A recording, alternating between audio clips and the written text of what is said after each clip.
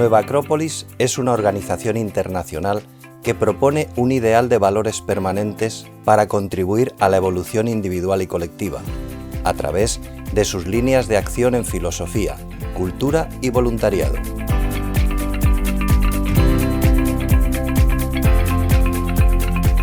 Nueva Acrópolis está presente en 60 países en los 5 continentes y mantiene abiertas más de 400 sedes.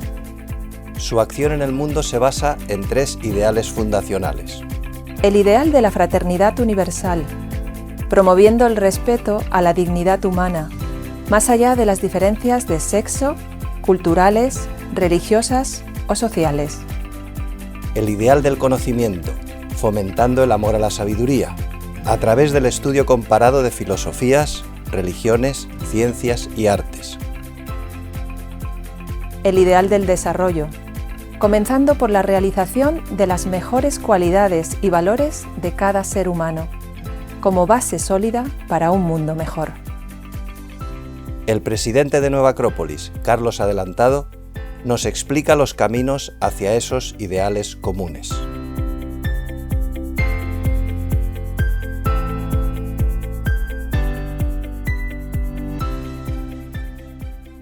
A nivel filosófico, la gran meta es reivindicar la importancia temporal del concepto de filosofía. Hoy es una palabra infravalorada y olvidada en el cajón de lo que resulta incluso un poco molesto. Sin embargo, lo natural es preguntarse acerca del porqué de las cosas que nos han sucedido, o que sabemos positivamente que nos van a suceder. Desde este punto de vista, la filosofía es una herramienta necesaria para dar a la existencia un sentido coherente y para tomar conciencia del verdadero protagonismo que cada ser humano puede asumir en relación a su propia vida.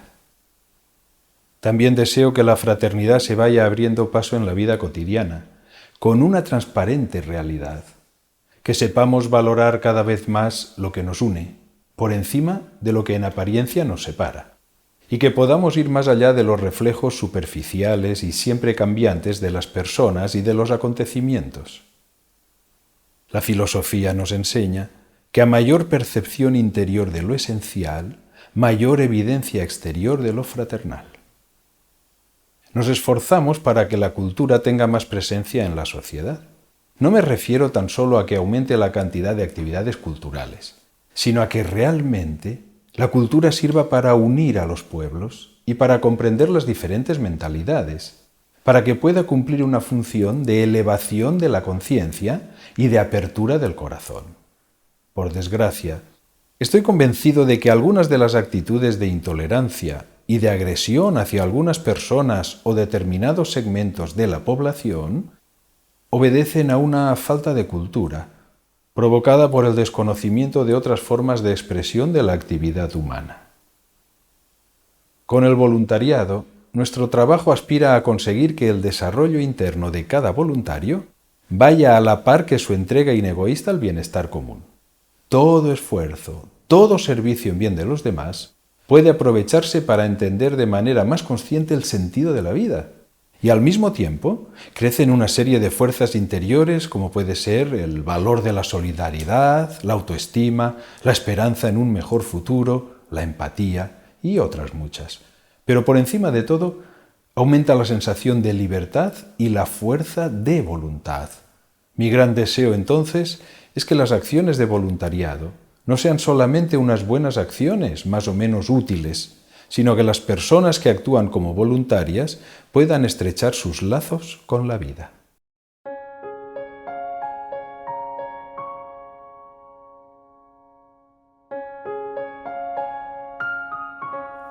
A nivel personal estoy muy satisfecho, pues ha quedado demostrado que la aplicación de la filosofía ayuda a enfrentarse con los miedos y la incertidumbre. Ahora estamos comprobando que la gente que se acerca a nuestras sedes muestra un mayor interés y una auténtica preocupación por entender la vida y al ser humano. Es como si los espejos que reflejaban la realidad se hubieran roto y estallado en 1000 pedazos, y de pronto o no se ve nada o se percibe una realidad diferente. En cualquier caso, esto es un motor que impulsa a caminar hacia el conocimiento de uno mismo. hemos comprobado la utilidad de las nuevas tecnologías que nos han permitido proseguir con nuestra labor, a pesar de las dificultades. No obstante, también ha quedado claro que nada puede reemplazar la calidad del contacto personal. No en vano, la práctica de la filosofía siempre se dio en la antigüedad, en escuelas, en agrupaciones, donde el uso del diálogo como herramienta pedagógica era fundamental, y el reto de alcanzar una armónica convivencia era aceptado por todos.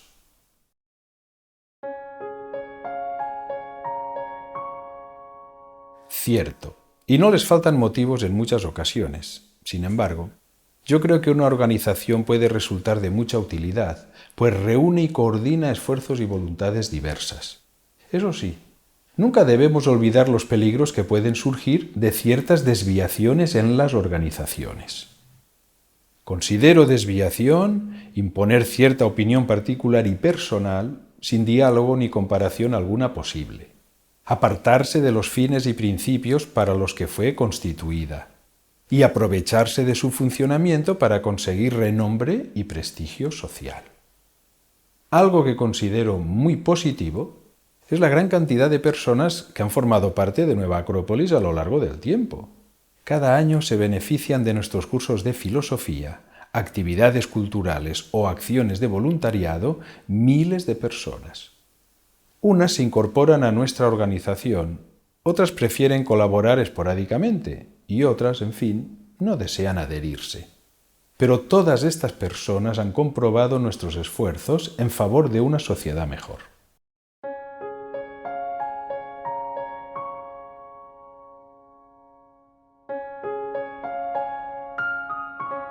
Que tienen todo el derecho de hacerlo, que están en su derecho. Dada la maravillosa diversidad y complejidad de la naturaleza humana, no se puede pretender ser querido y aceptado por todos. Está fuera de toda lógica. Yo creo, además, que la crítica puede ser muy constructiva si se consigue desligarla de la malicia y de la carga negativa que muchas veces arrastra. No hay que dramatizar con esto, porque es propio de los seres racionales el analizar, discutir, comparar razonamientos, someterlos a examen y, finalmente, elegir. Si se eliminara ese derecho a la crítica, estaríamos limitando la libertad humana y eliminando una parte importante de la filosofía, pues el pensamiento crítico de someter a análisis y consideración la misma vida, con todos sus condicionantes, es muy propio de los filósofos.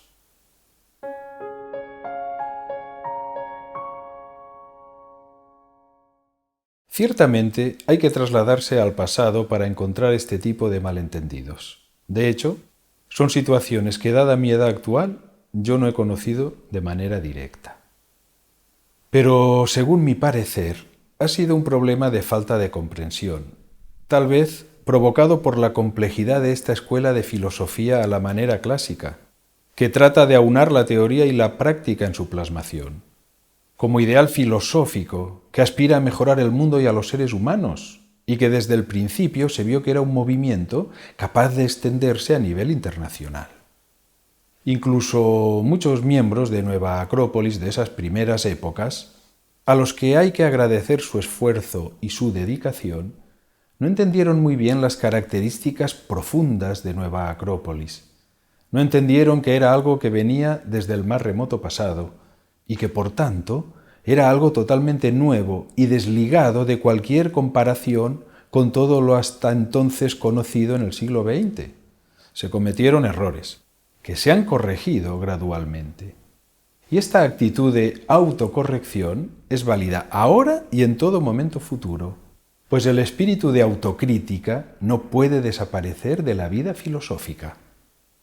A esto debemos sumarle que todo lo nuevo, cuando aparece, necesita un tiempo de adaptación al entorno y también necesita tiempo para mostrar a través de su desarrollo el verdadero potencial y las ventajas sociales que atesora. Lamentablemente, es inevitable que siempre existan en la sociedad personas que viven de críticas, detracciones y sensacionalismo. Pero de todas maneras, Las reacciones ante nuestra propuesta filosófica no suponen nada nuevo para una escuela de filosofía de raíces profundas que podríamos denominar esotéricas. Es una constante que se ha repetido a lo largo de los siglos.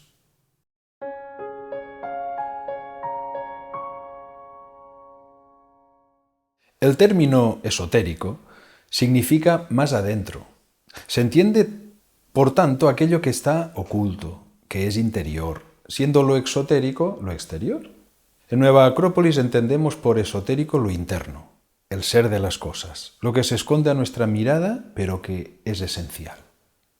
Todas las cosas y los seres vivos tienen una parte exterior, visible, y una parte interior que es su fundamento.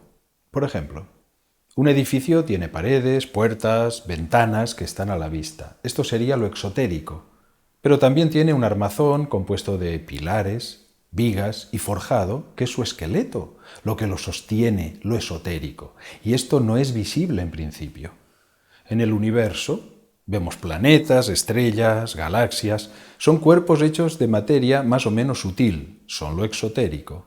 El porqué de su existencia, la vida que anima a estos cuerpos, su finalidad, sería lo esotérico. Las personas realizamos actos cotidianamente que tienen una aparente razón práctica, pero detrás de nuestras actitudes exteriores están los verdaderos motores de nuestros actos. Estos motores, que son de orden metafísico, en el sentido de que van más allá de lo físico, conforman la parte esotérica de los seres humanos. Por eso hablamos en Nueva Acrópolis de filosofía de las causas, también conocida como filosofía natural o esotérica, porque nos interesa alcanzar a entender el porqué de las cosas, sus causas ocultas, que podemos percibir mediante la razón o la intuición, si conseguimos desarrollar una mayor sensibilidad y una mayor capacidad de relacionar e integrar los elementos que nos rodean.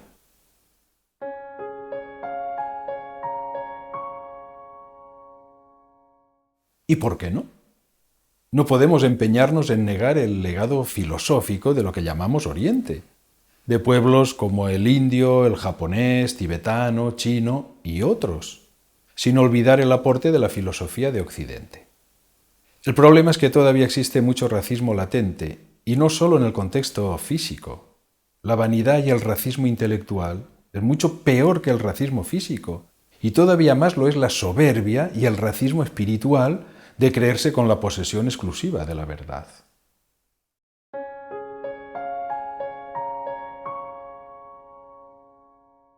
Son grupos integrados por miembros que libremente eligen dedicar tiempo y esfuerzo para apoyar directamente en el funcionamiento vital de las sedes.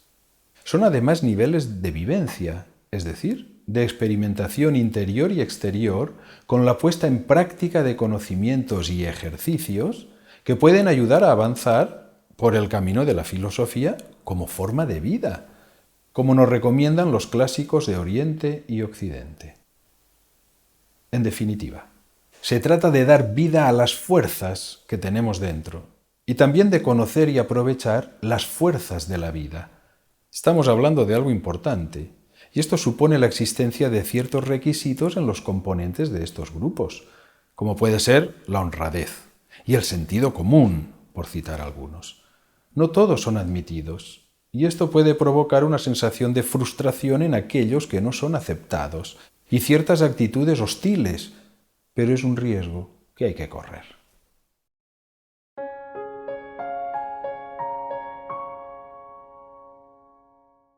Desde mi punto de vista, el mayor error sigue siendo confundir los medios con los fines. Un claro ejemplo es la economía. La economía debería ser considerada un medio útil y necesario para la creación y conservación de estructuras, pero jamás un fin en sí misma. Tendría que servir para mejorar las oportunidades educativas y conseguir que la educación llegue a más cantidad de población en el mundo. Tendría que servir para aliviar la carga de trabajos pesados, mecánicos y repetitivos. Tendría que servir para dotar de posibilidades de desarrollo a los seres humanos, pero en todos los ámbitos. El afán de poseer, de acumular bienes, tiene como consecuencia perjudicar a otros, fomentar excesivamente la competencia y la explotación de otras personas, con el fin de obtener mayores beneficios. Es nefasto desde la perspectiva humana y de proyección hacia un futuro mejor. En Nueva Acrópolis, por ejemplo, nos financiamos sobre todo con las cuotas mensuales que aportamos todos los socios, con la venta de nuestros libros, con pequeños talleres internos que cumplen funciones de autoabastecimiento, sobre todo. Son pequeñas cantidades que nos permiten mantener nuestros locales abiertos y acometer una serie de proyectos culturales y de voluntariado. A pesar de que la economía dirige y gobierna en este momento el rumbo de la humanidad, no pensamos que constituya la única fuerza de progreso para los pueblos y los individuos.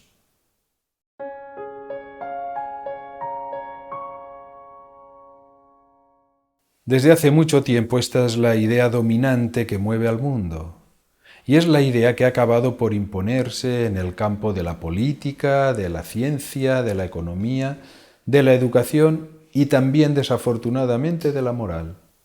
Ha penetrado en el corazón de nuestros hogares y en el cerebro de la gente. La mentalidad materialista rige la vida de la inmensa mayoría de los habitantes del planeta. ¿Es eso bueno o es malo? Seguramente es una experiencia que necesita vivir la humanidad en su conjunto. Tal vez sea necesario agotar el camino del materialismo para que cobre valor otros aspectos de la existencia humana. Ahora mismo, no es descabellado reconocer que los científicos materialistas han topado con su gran escollo, que es esclarecer cómo de la evolución aleatoria de la materia ha llegado a surgir la conciencia. Sabemos mucho acerca del comportamiento de la materia, pero no sabemos el por qué.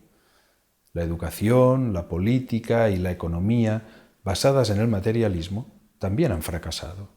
Los pueblos, en general, no son más felices, a pesar de tener más posesiones materiales y más comodidades. En algunas zonas del planeta, muchísimo más que en otras. Hay que reconocer que no se ha podido erradicar el hambre, la pobreza y la tremenda desigualdad que reina en el planeta.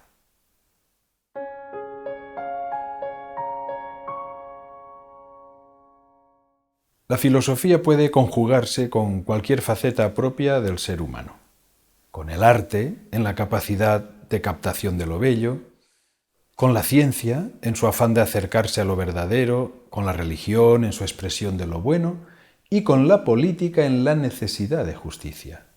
Precisamente, para regular la convivencia en sociedad, se necesita establecer de manera clara los derechos y deberes de los ciudadanos, y ahí entra el concepto de justicia.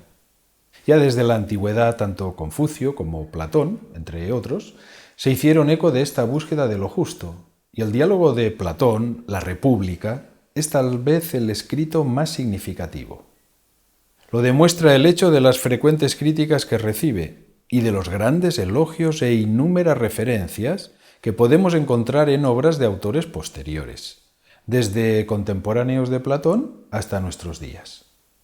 Personalmente, no creo que la intención del filósofo ateniense fuera la de conseguir edificar una sociedad ideal formada por seres humanos perfectos, sino la de aportar reflexiones y posibles soluciones a los numerosos males de los distintos regímenes de las ciudades griegas de su época. De hecho, en las leyes, un diálogo posterior modifica algunos argumentos de la República.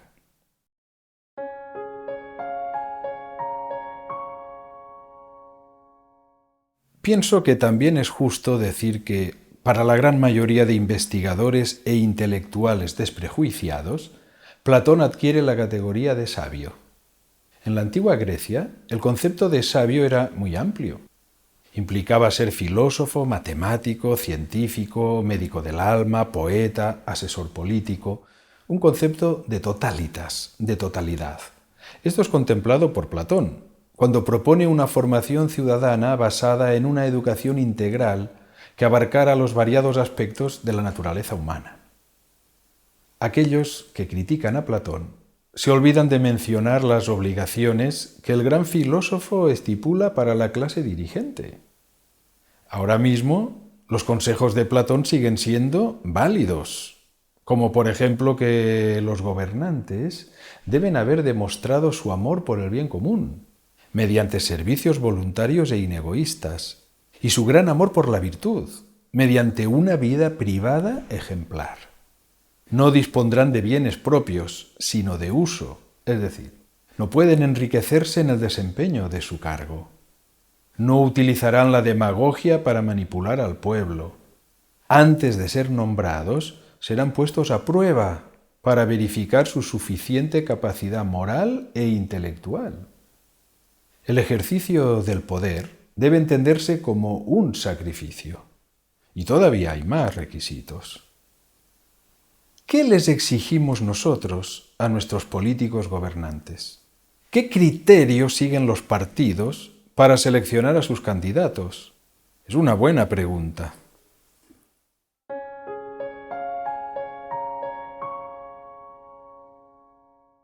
Sin ninguna duda, tal como puede mejorarse todo lo que existe sobre la faz de la Tierra.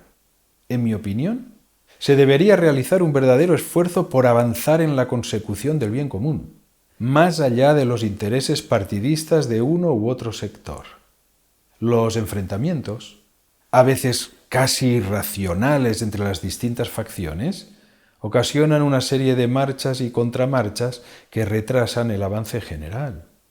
El afán por descalificar al adversario, la falta de ética a la hora de cumplir con las promesas electorales, la malversación y dudosa financiación de muchos de los partidos y la escasa preparación de algunos candidatos es algo que sin duda se puede mejorar.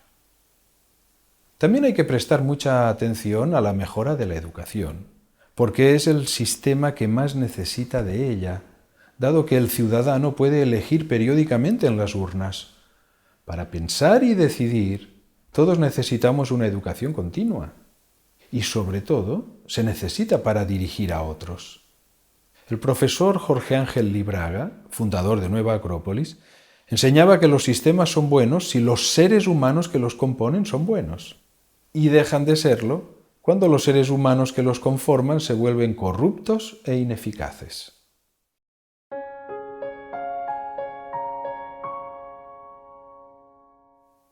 Es la misma que han tenido todas las escuelas de filosofía a lo largo del tiempo, es decir, de absoluto respeto ante las diferentes formas religiosas, pero esas formas no pueden ser impuestas ni dogmáticas.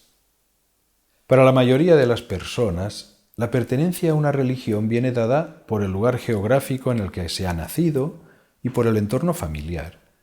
Pero es innegable que a medida que se desenvuelve la capacidad de introspección y de reflexión, tarde o temprano, cada individuo llega a plantearse su postura ante lo que podemos llamar lo sagrado. Esa posición la considero muy íntima y muy libre, porque interviene la mente, el corazón y la conciencia. Y creo que aún los que se confiesan ateos mantienen esa relación en su interior. A unos les servirán las formas religiosas establecidas, otros adaptarán sus propias formas religiosas, para unos será una conexión basada en elementos objetivos y para otros será un encuentro altamente subjetivo. Es un buen ejercicio de tolerancia para todos. Pero la cuestión es que nadie puede ser dueño de la espiritualidad de los demás.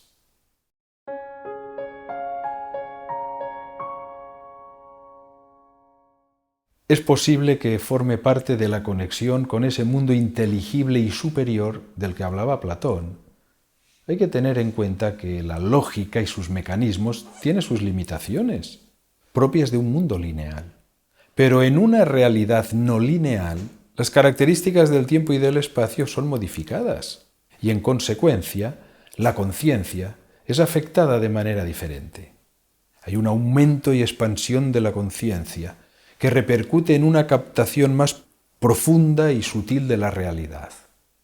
No me refiero al subconsciente ni al inconsciente, sino, si se me permite la expresión, al supraconsciente, una dimensión superior de la conciencia, donde cobra vida un conocimiento sin intervención de los sentidos y donde las experiencias actualizadas están bajo el completo dominio del individuo.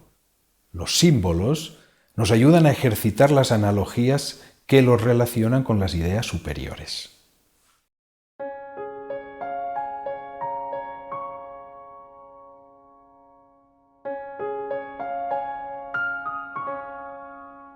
De entrada, puedo decir que parece que existe una necesidad de pertenecer a algo, y eso conlleva la utilización de anagramas, símbolos y emblemas como medio de reconocimiento. Los usan empleados de grandes y pequeños comercios, las marcas de ropa y calzado, asociaciones deportivas y culturales, las corporaciones financieras y un largo etcétera. El uso de los símbolos es algo presente en todo momento y lugar. Pero también es posible que todos sepamos de manera natural e innata que necesitamos alcanzar estados elevados de conciencia, intuitivos, que nos permitan ir más allá de los límites del plano conceptual. Quizá porque el mundo simbólico conforma la gran diferencia evolutiva que distingue a los seres humanos de otros reinos. El imaginario simbólico está presente cuando nos casamos, cuando acabamos los estudios, cuando alguien nace y viene al mundo, le ponemos un nombre y lo despedimos al final de su vida, todo de manera simbólica. La gente lleva anillos, collares, ropas y colores, incluso los tatuajes, tan de moda hoy en día, son un acercamiento al mundo de los símbolos. Como podemos comprobar, algo tan humano como la risa y el llanto no pueden comprenderse si eliminamos su trasfondo simbólico. Hay que tomar en cuenta que hay símbolos que tienen idéntico significado en todas las civilizaciones a lo largo de la historia. La mano abierta o cerrada, la rueda como construcción y como ciclicidad, el fuego en relación a la sabiduría, el águila como mensajero, el sol como señor del cielo. Como curiosidad, me llama la atención la buena acogida que tienen entre el público las series y películas en las que los guionistas emplean este lenguaje simbólico. También en Nueva Acrópolis usamos símbolos según la actividad que estamos realizando. Deportes, voluntariado, talleres artísticos, artes marciales y filosofía propiamente dicha. En nuestra escuela de filosofía dedicamos mucho tiempo a analizar los símbolos relacionados con lo sagrado en diferentes civilizaciones. Y en nuestras celebraciones filosóficas de las estaciones del año también están presentes los símbolos relacionados con la primavera, con el verano, el otoño y el invierno.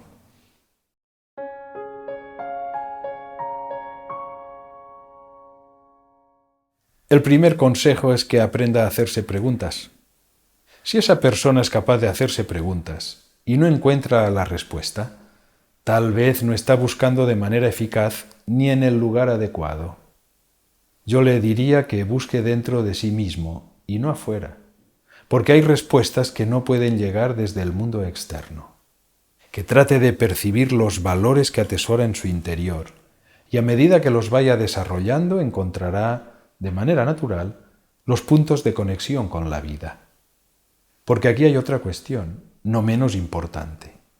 Si la vida tiene sentido, y vamos a suponer que lo tiene, ¿cómo podemos percibir ese sentido de la vida?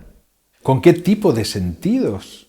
Es obvio que necesitamos desarrollar algunas fuerzas latentes. Por ejemplo, el poder de percibir el sentido de la vida.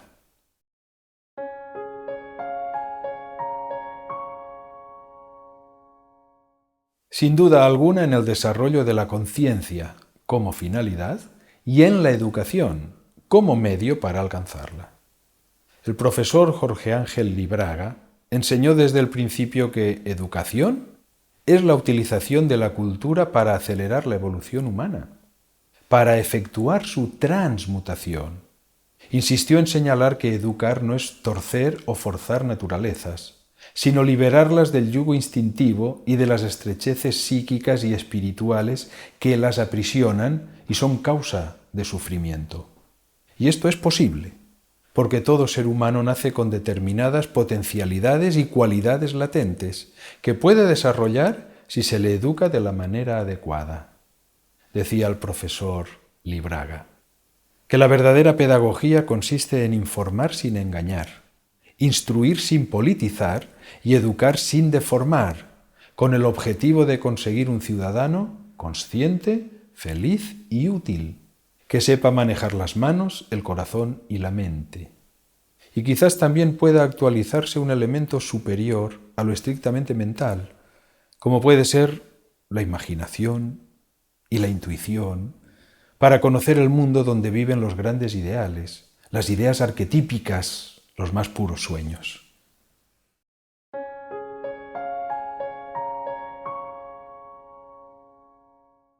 Es una cuestión de capacidades demostradas, estudios realizados y méritos alcanzados. Aquí necesito explicar brevemente que Nueva Acrópolis es una institución de carácter educativo reconocida oficialmente como una organización internacional sin fin de lucro. Al tratarse de una institución de carácter privado, puede, por estar legalmente reconocida, crear unos modelos propios de formación académica, siempre siguiendo una lógica que no es diferente a la de las instituciones oficiales. Así pues, nuestros grados académicos están inspirados en los modelos utilizados en las universidades europeas. Es lo que se conoce como el sistema de Bolonia, que se está aplicando a nivel general. En este sentido, las universidades utilizan dos tipos de grados: los llamados grados oficiales y los llamados grados de enseñanzas propias. Siguiendo el modelo de enseñanzas propias, y dado que nuestro programa de estudios es muy amplio, hemos configurado nuestros grados académicos en grado de experto, grado de especialista y 2 niveles de grado máster. Nuestros profesores pertenecen a alguno de estos grados. Y además, y no menos importante, han de ser un claro ejemplo de cumplimiento del código deontológico, al que estamos todos comprometidos. Si hay una falta demostrada al código de ética, no pueden formar parte del claustro de profesores y causan baja como tales.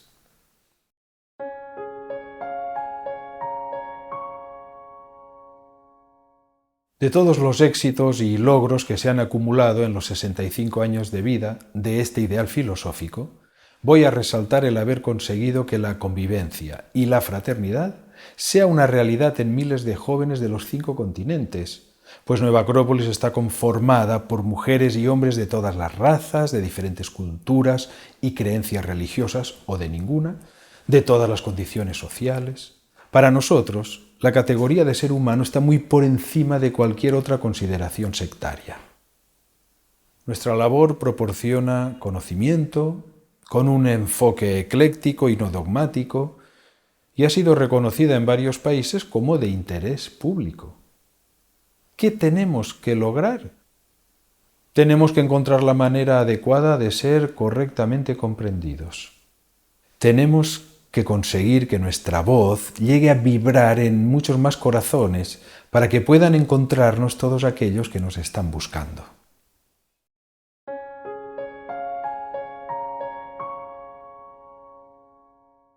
Entonces voy a acabar hablando de filosofía, porque ya sabemos que en un universo curvo los principios y los finales convergen.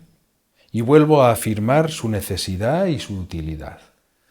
Filosofía es establecer una relación verdadera entre los conocimientos objetivos que tenemos del mundo y la subjetividad de nuestra parte interna, que no por ello es menos real, más bien es otra realidad. Una relación verdadera es que los actos respondan a una manera de sentir y de pensar, y ese sentir y pensar debe ser acorde a la unión y síntesis de nuestras experiencias objetivas y subjetivas, es decir, a nuestra experiencia de la vida. Esto implica que, con una correcta actitud, la filosofía particular de cada ser humano mejorará con el tiempo, pues nuestras experiencias de vida también pueden ser cada vez más profundas y más sutiles. Nueva Acrópolis es un campo de experimentación, externo e interno, que ofrece la posibilidad de mejoramiento individual y de mejoramiento colectivo. Nueva Acrópolis es un mundo pleno de posibilidades, tal como la vida misma es filosofía en acción.